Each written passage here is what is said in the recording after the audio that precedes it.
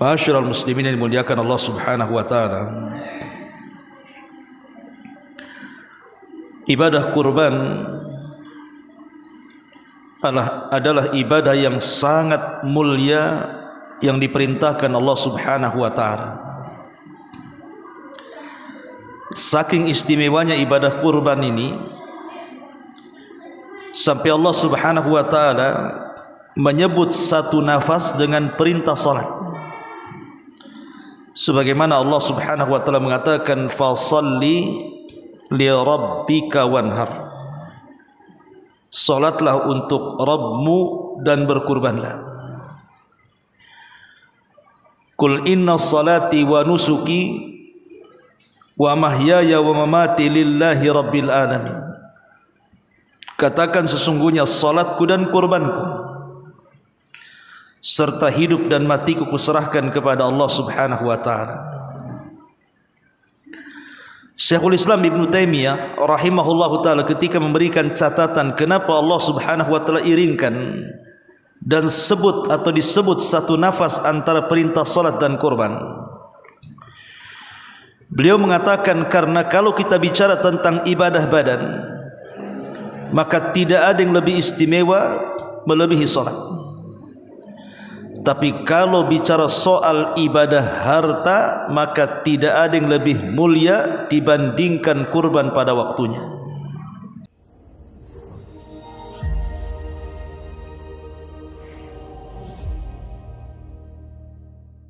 Bismillahirrahmanirrahim. Assalamualaikum warahmatullahi wabarakatuh.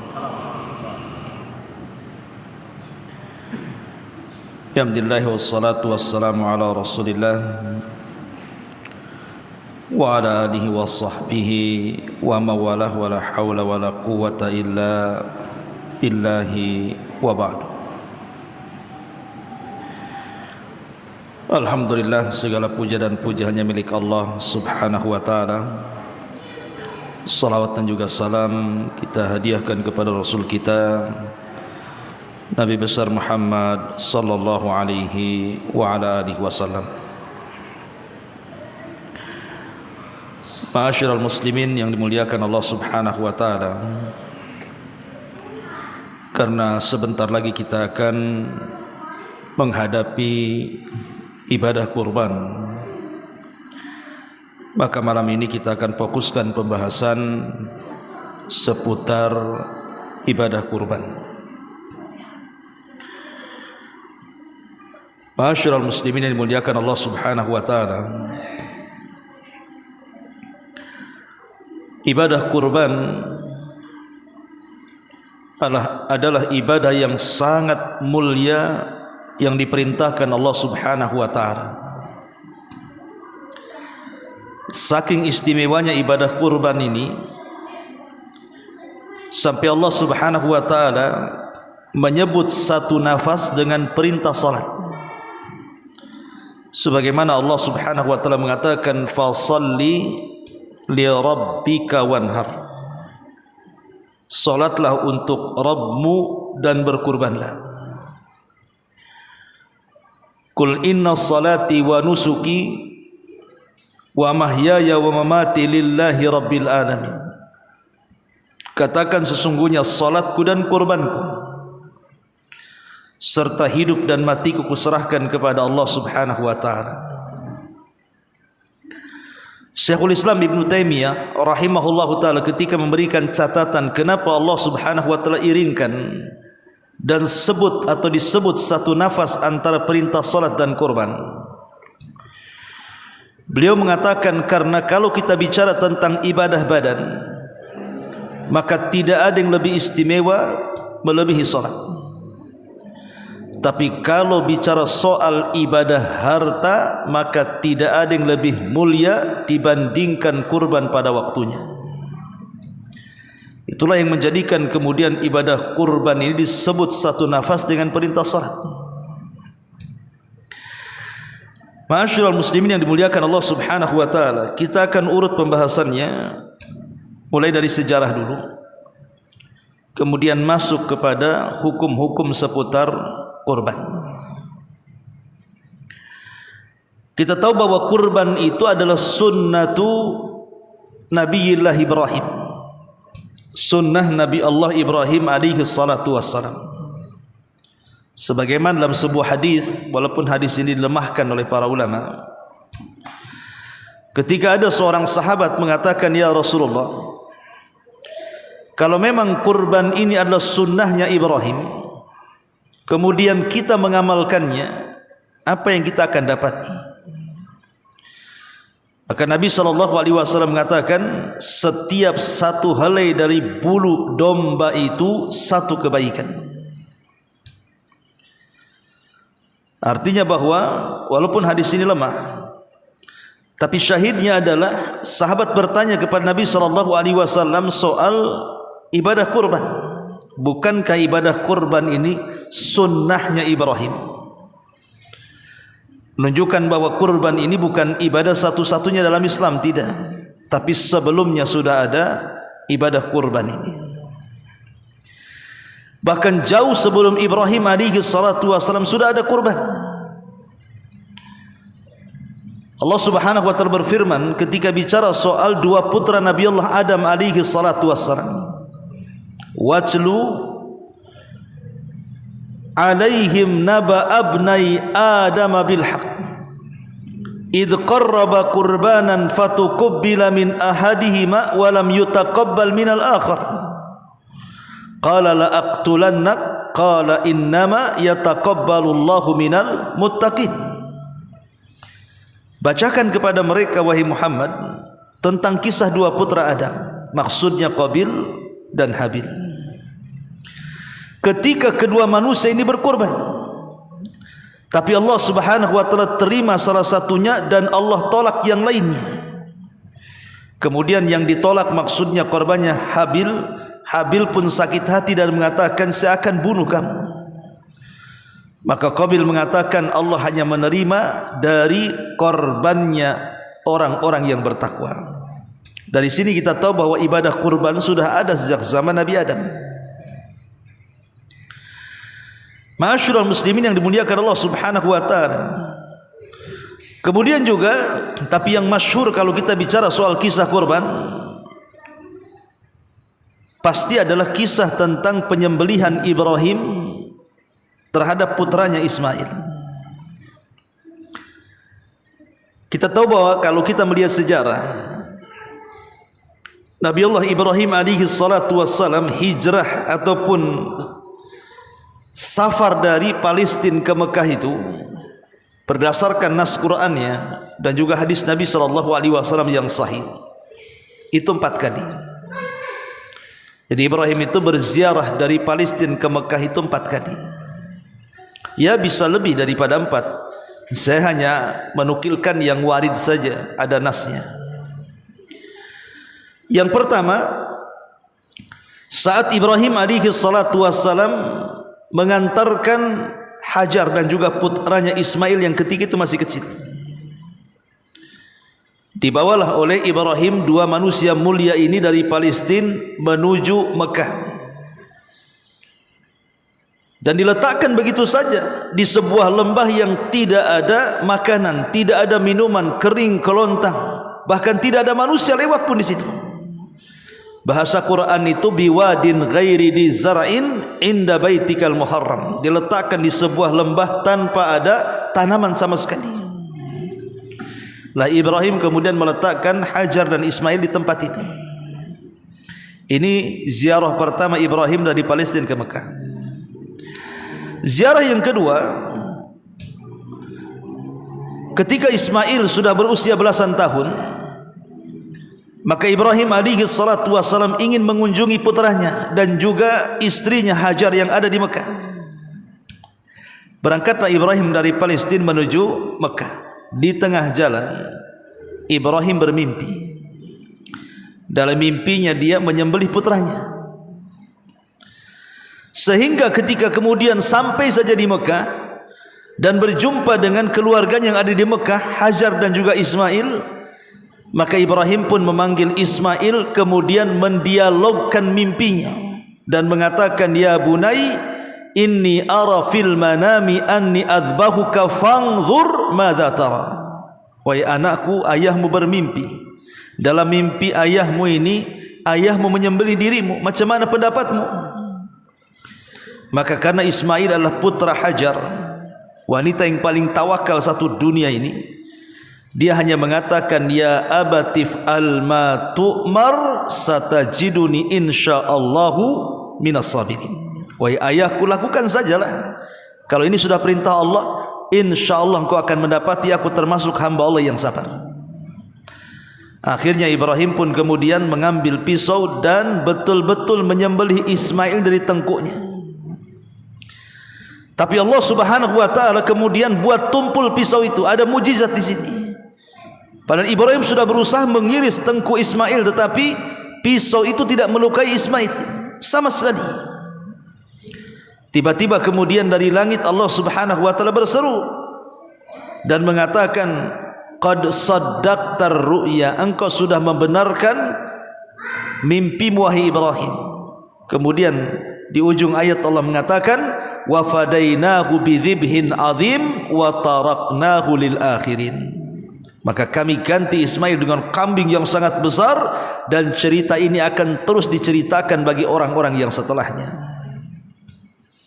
Lah dari ziarah Ibrahim yang kedua inilah, disinilah letak syariat kurban yang kemudian menjadi syariat Ibrahim dan akhirnya menjadi syariat kita umat Islam.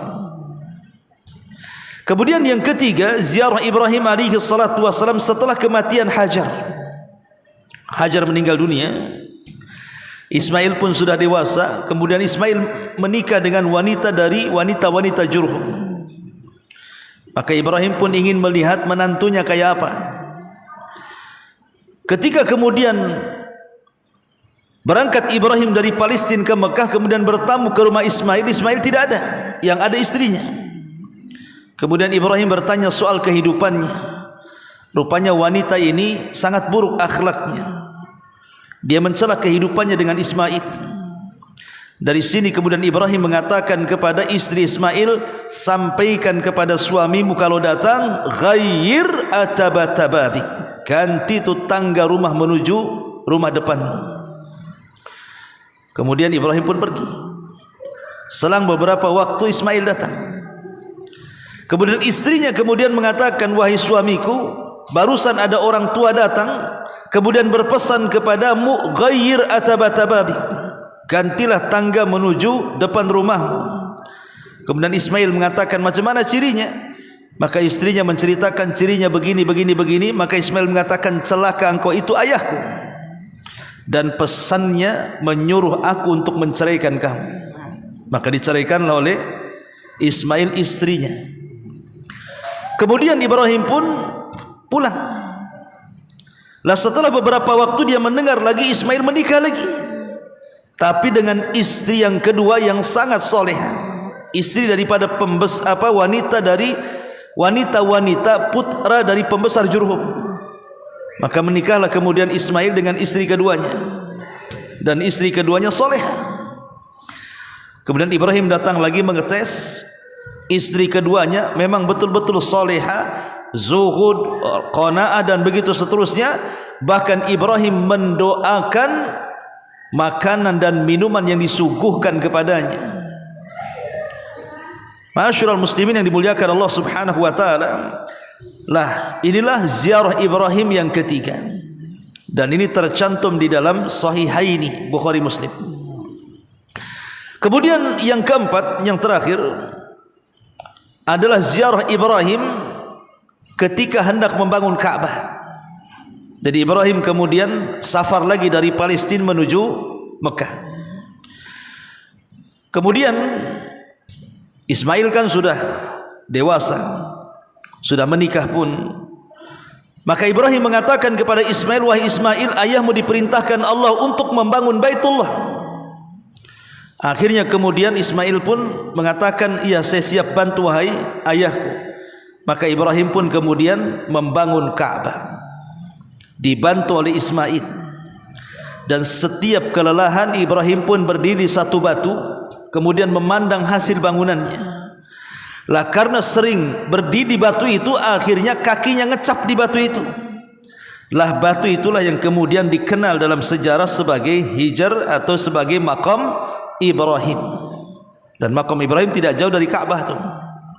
Dulu melekat Maqam Ibrahim itu di Ka'bah, tapi karena menghalangi orang tawaf dengan orang yang solat di belakang Maqam Ibrahim, maka Umar bin Khattab meminta kepada Rasul agar digeser Maqam Ibrahim yang melengket di Ka'bah itu dimundurkan, dijauhkan sedikit supaya tidak mengganggu orang tawaf. Dan Rasul menyetujui idenya Umar bin Khattab radhiyallahu an. Kemudian turun ayat wattakhidu mim maqami Ibrahim musalla. Lah inilah ziarah Ibrahim dari Palestina menuju Mekah 4 kali. Lah salah satunya adalah Ibrahim alaihi salatu wassalam melakukan penyembelihan terhadap putranya Ismail, kemudian Allah ganti dengan kambing yang sangat besar, kemudian menjadi syariat kurban dalam sejarah. Ini kisah yang kedua Ibrahim. Adapun kemudian kurban ini juga syariat para nabi tentunya ya. Syariat para nabi, bukan hanya Adam, putra-putranya Adam, Ibrahim, kemudian Rasul kita Muhammad sallallahu alaihi wasallam, semua para nabi itu juga ada syariat kurban. Tetapi kita akan fokus kepada syariat kurban bagi kita umat Islam. Ma'asyiral muslimin yang dimuliakan Allah Subhanahu wa taala, kita masuk pada hukum-hukumnya karena juga waktu. Pertama kita bicara soal hukum. Apa hukum kurban ini? Ma'asyiral muslimin yang dimuliakan Allah Subhanahu wa taala, hukum kurban ini menjadi khilaf para ulama. Ada yang mengatakan hukum kurban itu wajib. Jadi sebagian ulama mengatakan hukum kurban itu wajib. Tetapi ada juga yang mengatakan sunnah. Tapi bukan sunnah biasa, sunnah muakkadah. Dan itu kebanyakan pendapat para ulama mengatakan dia adalah sunnah muakkadah. Walaupun tidak syak lagi, tadi saya katakan ada yang mengatakan wajib seperti Abi Hanifah dan yang lainnya. Terlepas daripada yang mengatakan wajib ataupun sunnah muakkadah, yang jelas bahwa siapapun yang sanggup berkurban sebaiknya berkurban. Karena Nabi SAW pernah mengancam, man kanat lahu si'atun an yudhahiya falam yudhahi fala yaqrabanna musallana. Siapapun yang sanggup berkurban kemudian dia tidak berkurban, jangan pernah dekat-dekat tempat sembahyang Id kami. Rasul mengusir dari salat Id orang-orang yang, maksud salat Idul Adha ya, orang-orang yang sanggup berkurban tapi tidak mau kurban tuh. Artinya Nabi SAW tidak suka. Dari sini kita tahu bahwa kurban juga ada kaitan dengan kemampuan. Artinya kalau mampu kurban, kalau tidak mampu jangan dipaksakan. Karena tidak dianjurkan kurban itu dengan cara hutang. Walaupun sah-sah saja kan begitu. Tetapi sebaiknya kurban itu bukan menghutang, tapi betul-betul ada kemampuan untuk membeli hewannya. Itu secara hukum. Jadi ada yang mengatakan wajib seperti Abi Hanifah, Imam Auza'i, Imam Al-Laitsi, bahkan Ibnu Taimiyah juga mengatakan seperti ini wajib. Tapi juga ada yang mengatakan sunnah, dan itu jumhur Syafi'i, Maliki, dan juga pendapat Imam Ahmad yang masyhur dari beliau. Adapun hikmah daripada kurban itu sendiri, apa sih hikmah daripada kurban itu sendiri? Pertama, kurban ini adalah syiar dari syiar-syiar Allah. Siapapun yang mengagungkan syiar-syiar Allah Subhanahu wa taala, maka itu tanda ketakwaan ia kepada Allah. Jadi karena kurban itu bentuknya syiar, berarti harus ditampakkan. Jangan pula antum nyembelih kambing dalam rumah atau di dapur, orang enggak tahu. Kurban itu harus ditampakkan karena dia syiar. Sama dengan azan, sama dengan qomat, sama dengan solat jamaah dan begitu seterusnya, syiar. Ya, sehingga karena syiar itu harus ditampakkan. Yang kedua, bahwa kurban ini tausiatul lil fuqara'i wal masakin. Kurban ini hikmahnya adalah untuk meringankan beban-beban orang-orang fakir dan miskin. Karena begini ikhwatu fillah, ada di antara saudara-saudara kita ini terkadang ada yang mungkin memakan daging kambing, sapi ataupun unta, itu boleh jadi setahun sekali. Kalau seandainya kemudian 1 tahun mereka tidak memakan makanan lezat dan enak seperti daging kambing ataupun sapi dan yang semacamnya, tentu alangkah kasihannya mereka. Makanya kemudian kurban ini salah satu juga menyenangkan hati fuqara wal masakin. Dan hukum menyenangkan hati seorang muslim saja, jangan cerita orang miskin. Orang muslim saja kalau kita senangkan hatinya, itu seutama-utama amal. Macam mana kemudian yang disenangkan itu hati fuqara wal masakin lagi? Maka tentu amalan ini lebih utama lagi. Ini hikmah yang kedua, bahwa kurban itu tausiatul lil fuqara'i wal masakin. Kemudian yang ketiga, di antara hikmahnya adalah tahqiqut tauhid. Kurban ini mewujudkan tauhid. Karena kalau kita lihat dalam dunia paranormal, dunia perdukunan yang sekarang lagi marak-marak ini kan, dunia perdukunan sudah mulai naik lagi namanya gitu ya. Kita lihat dalam dunia perdukunan itu mesti tidak lepas daripada kurban kan. Tidak lepas daripada kurban dukun-dukun itu. Entah disuruh menyembelih hewan apa gitu kan sebagai syarat orang yang datang ke dukun kan. Padahal dia menyembelih itu karena jin atau karena syaitan. Lah sebagaimana kemudian kurban-kurban dijadikan ajang kesyirikan di satu sisi, maka ketika kita berkurban betul-betul lillahi ta'ala, kul inna salati wa nusuki wa mahyaya wa mamati lillahi rabbil alamin, berarti kurban ini adalah perwujudan tauhid. Dia adalah perwujudan tauhid kita kepada Allah Subhanahu wa taala. Ini hikmah yang ketiga. Kemudian hikmah yang keempat, ingat bahwa Allah tidak menerima daging yang kita kurbankan. Allah tidak menerima darah yang kita teteskan dari kurban itu. Tapi Allah menerima adalah ketakwaan orang yang berkorban itu. Makanya Allah mengatakan lan yanalallahu luhumuha wala dima'uha walakin yanaluhu taqwa minkum.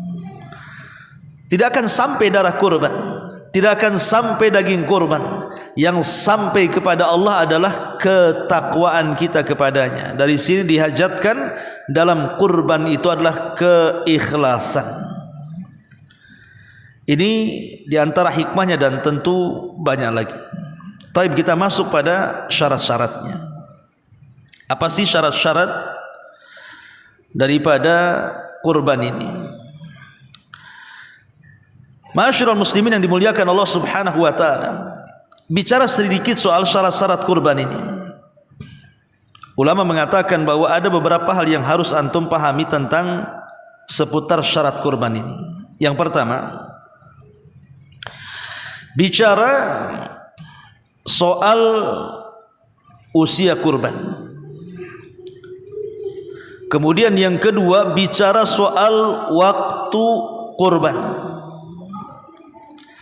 Kemudian yang ketiga, bicara soal kriteria hewan kurban. Kemudian juga bicara berkaitan dengan hewan kurban itu sendiri, jenis-jenisnya. Dan banyak lagi kita uraikan nanti. Baik, kita satu-satu uraikan. Yang pertama, syarat daripada kurban, antakuna min bahimatil an'am. Kurban itu harus dari bahimatul an'am. Bahimatul an'am itu apa? Hewan ternak. Dan kalau diitlakkan kalimat bahimatul an'am, berarti hanya berlaku kepada 5 jenis hewan saja. Kalau disebut bahimatul an'am, berarti tertuju kepada 5 jenis hewan. Pertama, kambing. Dan kambing itu ada 2 macam. Ada yang disebut dengan al-dha'nu, Dha'n itu ya kambing wol, bahasa kita kambing Garut, kambing domba, itu disebut adh-dha'n. Ini yang pertama. Yang kedua maiz. Maiz itu yang diistilahkan kita kambing kacang. Jadi ada dha'n, ada maiz namanya. Kemudian yang ketiga sapi atau yang sejenisnya kerbau. Baru yang kelima unta. Ini disebut bahimatul an'am. Ini yang bisa dikorbankan. Jadi kambing domba, kambing kacang, sapi, kerbau, unta. Selain 5 hewan ini tidak bisa dikorbankan. Bagaimana dengan kuda? Pendapat yang kuat tidak bisa dikorbankan. Ya. Bagaimana dengan ayam? Apalagi kuda aja tak bisa, ayam pula dikorbankan. Entok, apalagi suang. Burung unta Ustaz, kan ada untanya. Ya tapi burung nggak bisa juga. Jadi memang harus yang 5 hewan tadi, dan itu berdasarkan surah Al-Hajj ayat 34. Ini syarat yang pertama. Syarat yang kedua, antablugha as-sin al-mahdud syar'an. Usia hewan kurban itu harus masuk pada usia yang ditetapkan secara syar'i. Kalau kurang berarti tidak sah dikurbankan. Pertama, adh-dha'n tadi, kambing Garut atau kambing domba atau kambing wol, maka usia minimal 6 bulan. Kurang dari 6 bulan tidak sah dikorbankan. Yang kedua maiz, kambing kacang, usianya harus 1 tahun. Kurang 1 tahun tidak sah dikorbankan. Kemudian sapi dan juga kerbau minimalnya 2 tahun. Kurang dari 2 tahun tidak sah dikorbankan. Kemudian unta minimalnya 5 tahun, kurang dari 5 tahun tidak sah dikorbankan. Ini usia yang disepakati. Makanya penting kalau seseorang itu membeli kambing atau sapi, tanya umurnya. Terutama mungkin yang harga-harga murah biasanya. Itu yang kecil-kecil dijual itu, jangan-jangan nggak cukup umur dia jual pula kan gitu ya. Maka jangan sampai kita membeli kambing yang tidak cukup umur, karena tidak sah kurbannya, kan itu masuk syarat ya. Ini yang kedua. Yang ketiga, antakuna khaliyatan minal uyub. Hendaklah hewan kurban yang dikurbankan itu tidak ada cacat. Dan cacat yang disepakati kalau terdapat pada hewan kurban tidak sah dikurbankan. Dan itu ada 4. Kalau ada 4 cacat dalam hewan kurban, maka tidak sah hewan kurban itu dikurbankan. Kalau nekat dikurbankan, maka hukumnya sedekah saja, tidak masuk pada hewan kurban. Dan 4 cacat itu tertuang dalam hadis Nabi SAW. Kata Nabi SAW, arba'un la tajuzu fid dhahaya. 4 cacat tidak boleh ada pada hewan kurban.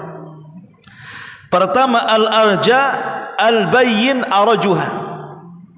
Yang kedua, wal awra al-bayyin awaruha. Yang ketiga, wal maridatu al-bayyin maraduha. Yang keempat, al-ajfa allati la tunki.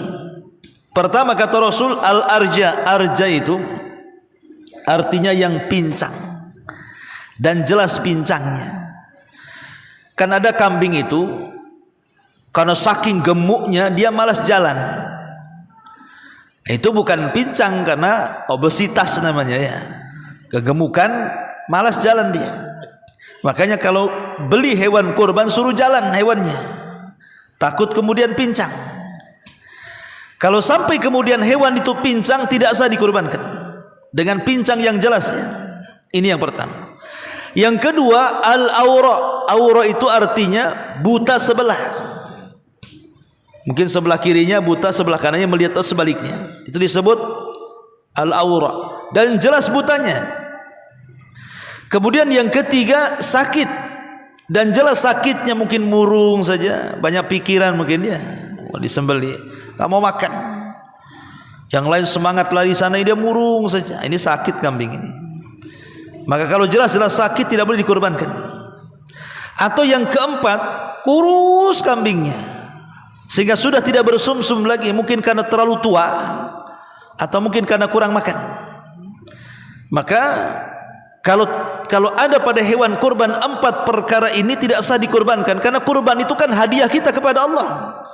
Makanya ketika kita menghadiahkan sesuatu kepada bapak wali kota, gubernur saja, tentu yang indah kan gitu ya, dibungkus dengan rapi kadonya dan begitu seterusnya. Lah ini kita mau korban, menghadiahkan sesuatu kepada Allah. Makanya wajar kalau Rasul mengatakan jangan ada 4 cacat ini pada hewan kurban. Bagaimana kalau cacatnya di atasnya? Ya lebih tidak boleh lagi. Umpamanya kan yang dilarang kan buta sebelah, Ustaz. Macam mana kalau buta dua-duanya? Kan enggak ada dalam hadis. Ya ngaco aja orang ini, buta sebelah aja tak boleh, apalagi buta dua-duanya, kan begitu. Ataupun umpamanya dia sama sekali itu patah semua kakinya, enggak pincang, memang lumpuh dia. Kan dalam hadis kan yang dilarang yang pincang, ini lumpuh ini. Yang pincang aja tak boleh, apalagi yang lumpuh kan gitu. Nah, itu namanya mafhum aulawi dalam usul fikih itu. Yang tidak disebut justru lebih parah hukumnya dibandingkan yang disebut. Tetapi kalau di bawahnya ya, di bawah daripada 4 perkara ini menjadi khilaf para ulama. Dan pendapat yang kuat sah tapi makruh. Seperti ekornya putus, kemudian telinganya sobek, itu kan di bawahnya nih. Ya, jadi kalau cacat di bawahnya dianggap sah kurbannya, tapi dianggap makruh kata para ulama. Ini yang ketiga. Jadi harus tidak ada 4 cacat pada hewan kurban ini. Kemudian yang keempat, antakuna milkan lil mudhahi, bahwa hewan kurban itu memang betul-betul milik yang akan berkurban. Jangan pula hewan jaminan dikorbankan. Umpamanya saya pinjam motor, jaminannya apa Pak Ustaz? Terserahlah, kambing jadilah. Maka akhirnya antum kasih kambing sebagai hewan jaminan. Datang Idul Adha antum gorok pula tuh. Nggak boleh, itu hewan jaminan.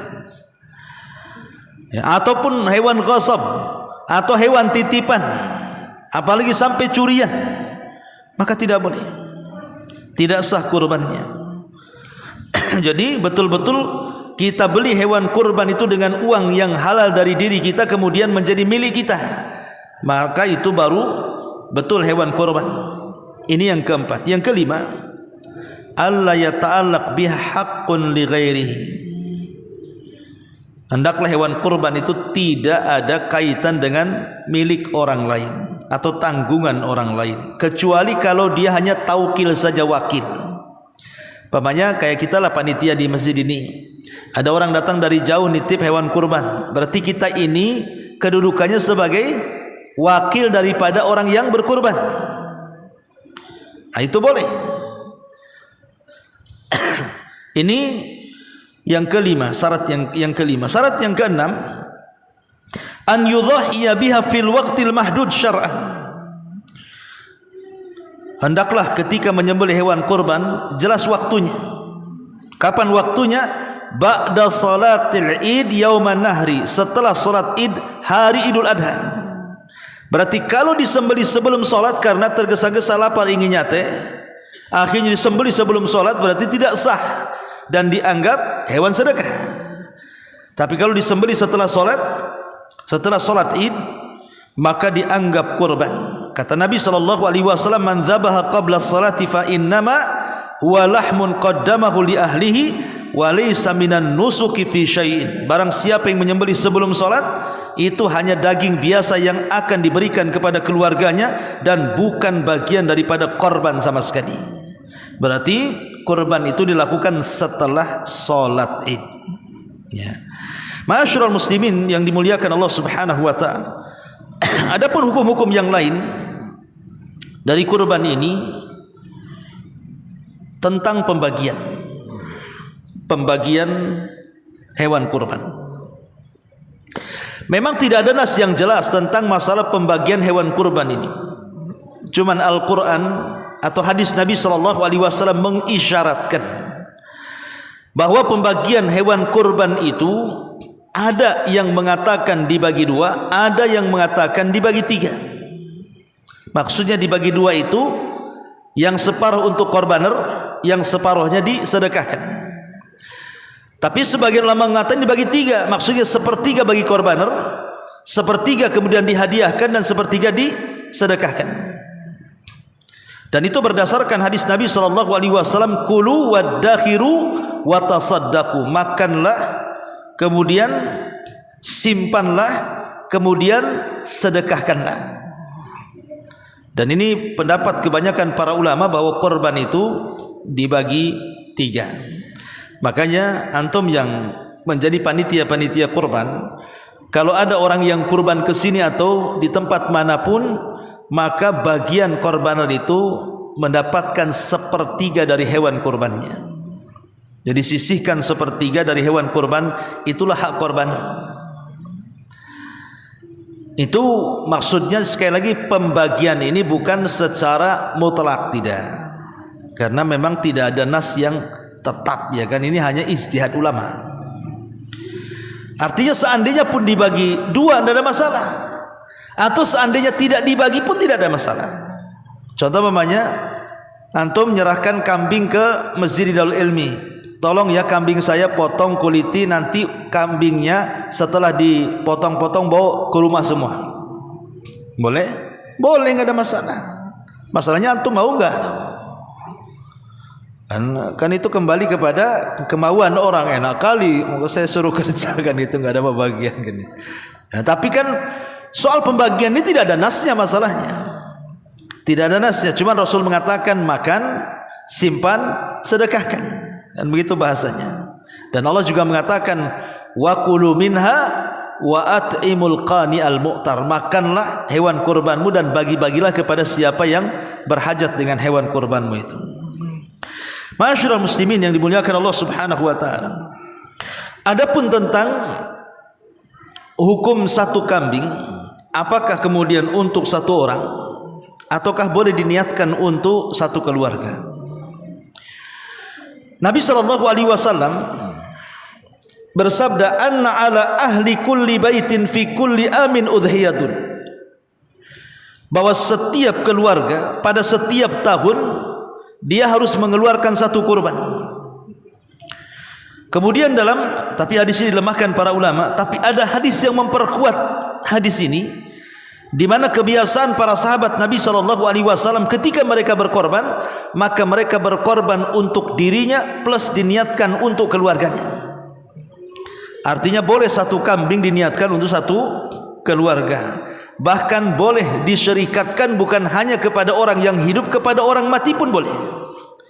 Jadi umpamanya saya berkurban satu ekor kambing, kemudian saya katakan, ya Allah, ini kurban saya niatkan untuk saya niatkan untuk keluarga saya plus keluarga saya yang sudah meninggal. Itu dibolehkan. Sebagaimana fatwa daripada Syekh Al-Utsaimin rahimahullahu ta'ala, itu namanya mensyirikatkan pahala, bukan mensyirikatkan zat kurbannya. Karena tidak boleh kurban satu kambing lebih dari satu orang. Yang boleh kurban lebih satu orang itu adalah sapi dan unta, itu pun maksimalnya 7 orang. Jadi 7 orang boleh berserikat kepada zat kurbannya, maksudnya sapi ataupun untanya atau kerbaunya. Tapi kalau kambing tidak boleh, karena satu kambing satu orang. Maksud saya itu yang pembahasan inilah diniatkan pahalanya. Jadi menserikatkan pahala saja, bukan menserikatkan kurban. Jadi serikatkan pahalanya, bahwa sebagaimana kita dapat pahala dari kurban yang saya kurbankan, begitu juga keluarga saya dapat pahala dengan pahala yang sama. Karena ingat bahwa paradigma pahala dalam Islam itu bukan paradigma sekuler yang kalau dikasih habis, tidak. Justru kalau kita memberikan pahala, pahala yang ada pada diri kita tidak akan berkurang walaupun dikasihkan ke orang juga. Dan itulah paradigma Islam. Ma'asyiral muslimin yang dimuliakan Allah Azza wa Jalla, tentang menghadiahkan kurban kepada orang kafir, maka dibolehkan selama orang kafir itu tidak memerangi Islam. Boleh menghadiahkan hewan kurban kepada orang kafir selama orang kafir itu tidak memerangi Islam. Kalau dia memerangi Islam, maka tidak dibolehkan orang kafir itu mendapatkan bagian hewan kurban. Ma'asyiral muslimin yang dimuliakan Allah Subhanahu wa taala, Kemudian juga termasuk menjual belikan hewan kurban. Kalau yang menjual belikan hewan kurban itu adalah korbaner yang berkurban, saya ini berkurban dengan seekor kambing, kemudian saya jual kulitnya, saya jual kepalanya, saya jual dagingnya, dan begitu seterusnya, maka tidak boleh. Tidak boleh ada yang dijual dari hewan kurban yang kita kurbankan, baik kulitnya, baik kakinya, baik kepalanya, apapun tidak boleh, karena sudah diwakafkan kepada Allah, sudah dihadiahkan kepada Allah, maka tidak boleh jual belikan. Kecuali kalau seandainya penerima, kalau penerima terserahlah kan gitu ya. Ana mendapatkan daging dari antum, antum yang berkorban, saya penerima. Kemudian karena saya butuh duit saya jual, tidak masalah. Karena bukan korbaner kan gitu. Dia hanya penerima saja. Ma'asyiral muslimin yang dimuliakan Allah Subhanahu wa taala. Termasuk juga yang harus dipahami tentang masalah korban ini. Bagaimana hukum korban sementara dia tidak sholat? Sholat 5 waktu tidak. Tapi kalau datang Idul Adha dia kurban dia. Maka para ulama mengatakan tarikus sholati la tahillu dzabihatuh. Orang yang meninggalkan sholat sampai ke taraf kufur, maka tidak halal sembelihannya. Dan buat apa kurbannya? Karena baik dan tidaknya sebuah kurban itu kan ditentukan baik dan tidaknya solatnya. Kalau solatnya baik, kurbannya diterima. Kalau solatnya tidak baik, kan kurbannya tidak diterima. Jadi buat apa berkurban kalau tidak solat?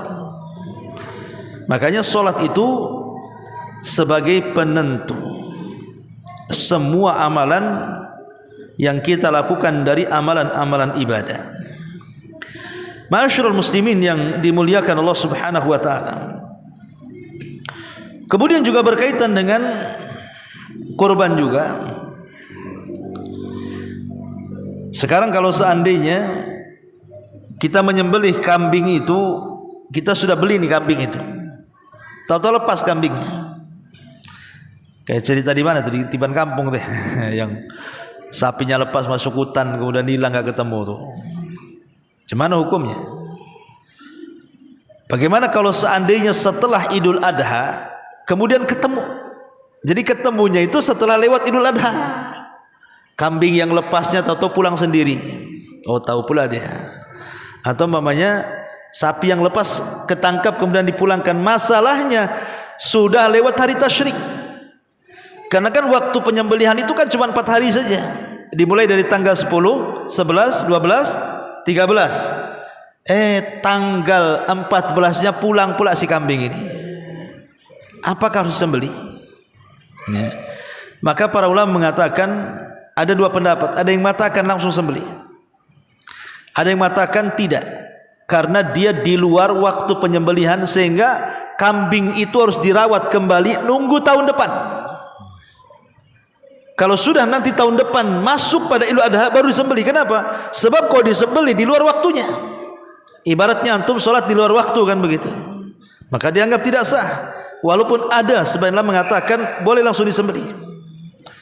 Tapi pendapat wallahu alam, pendapat yang rajih wallahu alam, dirawat kambing itu kemudian tahun depan baru disembelih lagi di Idul Adha tentunya, biar masuk waktunya. Dan jangan sampai lepas lagi. Dah tahun kemarin lepas, ini mau lepas lagi tahun ini. Cemana pula kan itu. Jadi itu harus dipahami.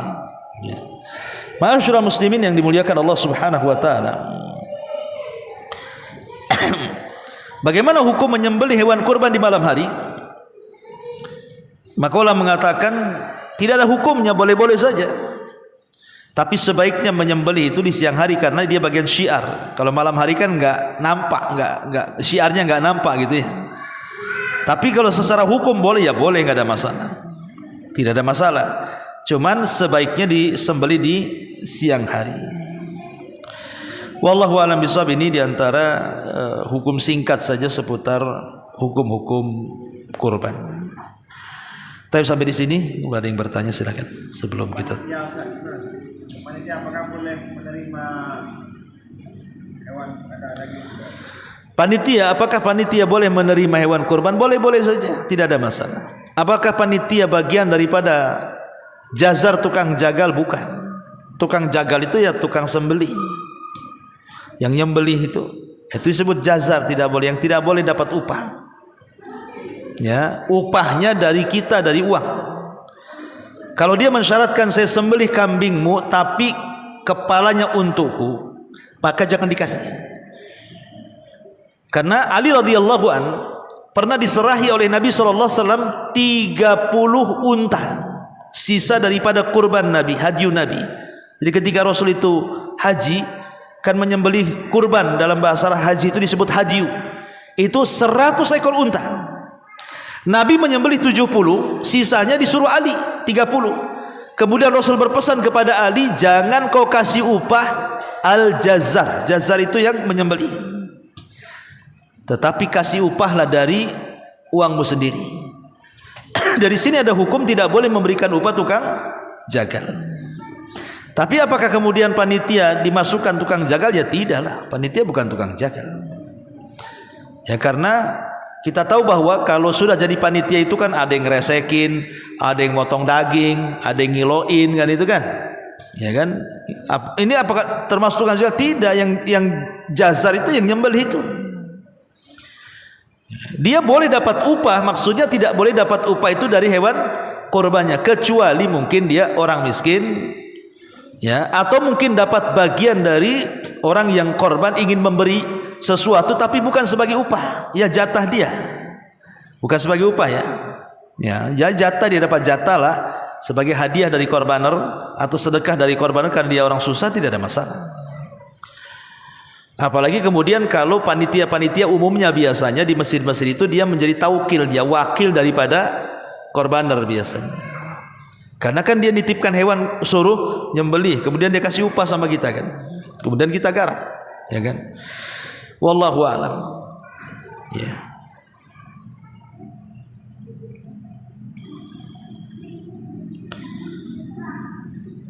Taib, sampai di sini.